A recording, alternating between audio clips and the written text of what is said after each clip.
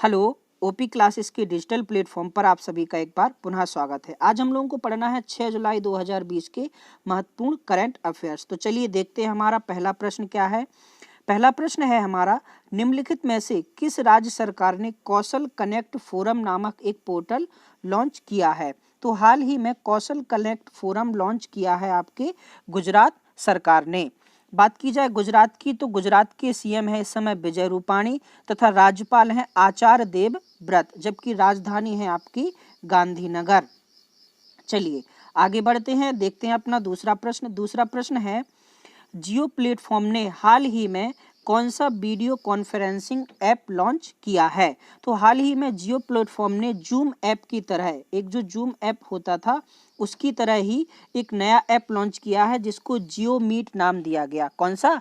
जियो meet. इस app की मदद से 100 लोगों को एक साथ वीडियो कॉल के तहत जोड़ा जा सकता है। इसके लिए मोबाइल या ईमेल आईडी से लॉगिन किया जा सकता है। इसकी खासियत यह है कि इसमें लगातार 24 घंटे तक कॉन्फ्रेंसिंग करने की सुविधा उपलब्ध है। चलिए देखते हैं हमारा तीसरा प्रश्न। और तीसरा प्रश्न है, निम्नलिखित में से किस राज्य के विधानसभा के प्रोटेम स्पीकर के तौर पर विधायक रामेश्वर शर्मा की नियुक्ति की गई है। तो विधायक रामेश्वर शर्मा आपके मध्य प्रदेश विधानसभा के प्रोटेम स्पीकर नियुक्त किए गए। तो अगर बात की जाए मध्य प्रदेश की, तो सीएम है इस समय आपके शिवराज सिंह चौहान, राज्यपाल है आनंदीबेन पटेल जिन्हें यूपी का भी अतिरिक्त प्रभार दिया गया है, तथा राजधानी है मध्य प्रदेश की भोपाल। चलिए देखते हैं हमारा अगला प्रश्न, चौथा प्रश्न। तो देखते हैं क्या है। चौथा प्रश्न है, राजस्थान में 100 एकड़ में दुनिया का कौन सा सबसे बड़ा क्रिकेट स्टेडियम बनाने की घोषणा की गई है। तो राजस्थान के जयपुर में, कहां पर? जयपुर में दुनिया का तीसरा सबसे बड़ा स्टेडियम बन रहा है। कौन सा? तीसरा सबसे बड़ा स्टेडियम बन रहा है। अभी राजस्थान में एक स्टेडियम है जिसकी क्षमता 30,000 है, जिसका नाम है सवाई मानसिंह स्टेडियम।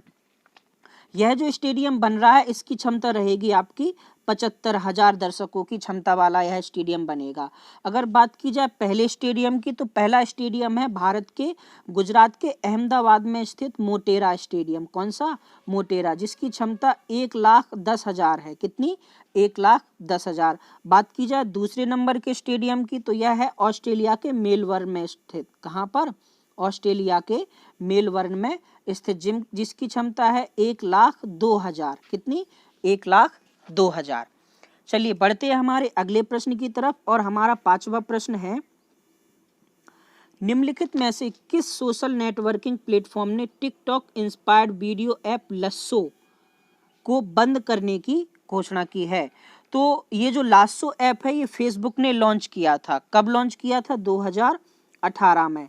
लेकिन अब इसको बंद करने की घोषणा कर दी गई है। तो हाल ही में फेसबुक ने लासो ऐप को बंद करने की घोषणा की है। चलिए बढ़ते हैं हमारे अगले प्रश्न की तरफ। और अगला प्रश्न जो है, छठवां प्रश्न है हमारा, विश्व बैंक ने सरकार से गंगा पुनरुद्धार कार्यक्रम के लिए कितने करोड़ डॉलर की सहायता राशि देने की मंजूरी प्रदान की है। तो जो विश्व बैंक है गंगा पुनरुद्धार कार्यक्रम के लिए 40 करोड़ डॉलर, लगभग 3,000 करोड़ रुपए, कितने? 3,000 करोड़ रुपए की राशि प्रदान करेगा।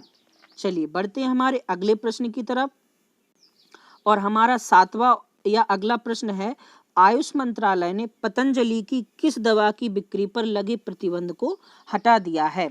तो अभी हाल ही में कुछ दिनों पहले पतंजलि ने कोरोनिल नाम की एक दवा लॉन्च की थी, जिसको पहले आयुष मंत्रालय ने बंद कर दिया था तथा इसके प्रचार पर भी रोक लगा दी थी। हाल ही में आयुष मंत्रालय ने कोरोनिल को कोरोना की दवाई के तौर पर ना बेचने की बात कहकर उसको इम्यूनिटी बूस्टर के तौर पर बेचने की बात की मंजूरी दे दी है। यह दवा 3 दिन में 70% तक आराम दिला देती है कोरोना मरीज को, जबकि 7 दिन में 100% आराम दिलाने की गारंटी यह लेती है। इस दवाई के कुल 3 भाग हैं, जिसमें श्रावटीवटी टैबलेट आती है, कोरोना टैबलेट, और अणु तेल नाम से एक तेल भी आपको मिलता है। हालांकि यह दवाइयां आयुष मंत्रालय के अनुसार मात्र इम्यूनिटी बूस्टर के तौर पर ली जा सकेंगी। चलिए बढ़ते हैं हमारे अगले प्रश्न की तरफ, जो है आठवां। 8वां है कार्नेगी कॉरपोरेशन ऑफ न्यूयॉर्क के द्वारा 2020 ग्रेट एमिग्रेंट्स ऑन रीच के तौर पर राज शेट्टी यानी प्रोफेसर राज शेट्टी के साथ और किसको सम्मानित किया गया? तो प्रोफेसर राज शेट्टी के साथ सिद्धार्थ मुखर्जी को भी सम्मानित किया गया है। सिद्धार्थ मुखर्जी पुलित्जर पुरस्कार विजेता है। पुलित्जर के क्षेत्र में दिया जाता है, पत्रकारिता के क्षेत्र में। और इसके साथ वो ऑन्कोलॉजिस्ट भी हैं। क्या है? ऑन्कोलॉजिस्ट। जबकि बात की जाए अगर प्रोफेसर राज शेट्टी की, तो वो हार्वर्ड विश्वविद्यालय में अर्थशास्त्र के प्रोफेसर हैं। किस विषय के प्रोफेसर हैं? अर्थशास्त्र। कहाँ पर? हार्वर्ड विश्वविद्यालय में। चलिए बढ़ते हमारे अगले प्रश्न की तरफ। 9 है श्रीकांत माधव वैद्य ने हाल ही में किस पेट्रोलियम कंपनी के चेयरमैन का पद संभाला?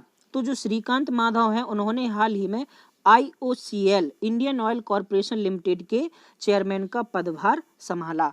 IOCL क्या है? भारत की सबसे बड़ी पेट्रोलियम कंपनी है। चलिए देखते हैं हमारे अगले प्रश्न की तरफ। अगला प्रश्न है हमारा 10वां। हाल ही में किस देश ने गोल्ड से बना पहला होटल खोला है? तो वियतनाम ने पहला पूर्ण रूप से गोल्ड से बना होटल खोला है। इसकी लॉबी जो है 24 कैरेट सोने से बनी हुई है। कितने? 24 कैरेट से। इसमें एक रात के ठहरने का किराया है आपके $250। कितना? $250। इसका नाम है गोल्ड हनोई गोल्डन लेक। क्या नाम है? गोल्ड हनोई गोल्डन लेक, जो कि वियतनाम में खोला गया गोल्ड से बना एक नया होटल है। चलिए बढ़ते हैं हमारे अगले प्रश्न की तरफ। 11वां प्रश्न क्या है?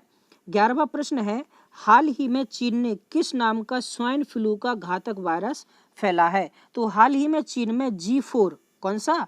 G4 नाम का एक घातक वायरस फैला है जो सुअर से इंसान में फैलता है। किससे? सुअर से। सुअर से इंसान में फैलने के कारण इसे जूनोटिक नाम दिया गया। क्या? यह एक जूनोटिक टाइप्स का वायरस है जिसके लक्षणों में अगर देखा जाए तो खांसी, जुकाम, सिरदर्द, जलन, जॉइंट्स पेन इसके प्रमुख लक्षण हैं। चलिए बढ़ते हैं हमारे अगले प्रश्न की तरफ जो कि है 12वां प्रश्न।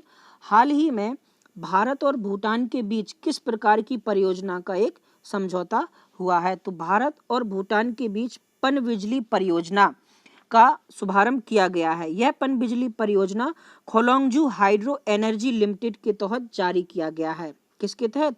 खोलोंगजू हाइड्रो एनर्जी। ठीक, यह परियोजना 600 मेगावाट की है। कितने? 600 मेगावाट की है, जिसके 2025 तक पूर्ण होने की संभावना है। 5 जुलाई का क्वेश्चन ऑफ द डे आपके सामने ये था। 5 जुलाई के क्वेश्चन ऑफ द डे में हमने आपसे पूछा था हिंदी बोलने वालों की संख्या अनुमानतः कितनी है? यह संख्या भारत के परिप्रेक्ष्य में बतानी थी। किस परिप्रेक्ष्य में? भारत। ठीक है, तो बहुत से लोगों ने इसका सही जवाब दिया है। भारत में हिंदी बोलने वालों की संख्या है 25 करोड़। जबकि अगर विश्व स्तर पर देखा जाए तो 80 करोड़ लोग विश्व में हिंदी बोलते हैं। सही आंसर देने वालों में है अमन देवलिया, शुभम उपाध्याय, मयंक मौर्य, अंकित यादव और भी बहुत से लोग जिन्होंने सही उत्तर दिया है। चलिए देखते हैं हमारा 6 जुलाई का क्वेश्चन ऑफ द डे। तो आज का हमारा क्वेश्चन ऑफ द डे है भारत में पहली ट्रेन किस वर्ष चलाई गई थी? भारत में पहली ट्रेन किस वर्ष चलाई गई थी? 1852, 1853, 1854 और 1856। आपको अपना आंसर नीचे कमेंट बॉक्स में लिख के बताना है। तो ये था हमारा 6 जुलाई 2020 से संबंधित करंट अफेयर्स का सेशन। आज के लिए इतना ही। धन्यवाद।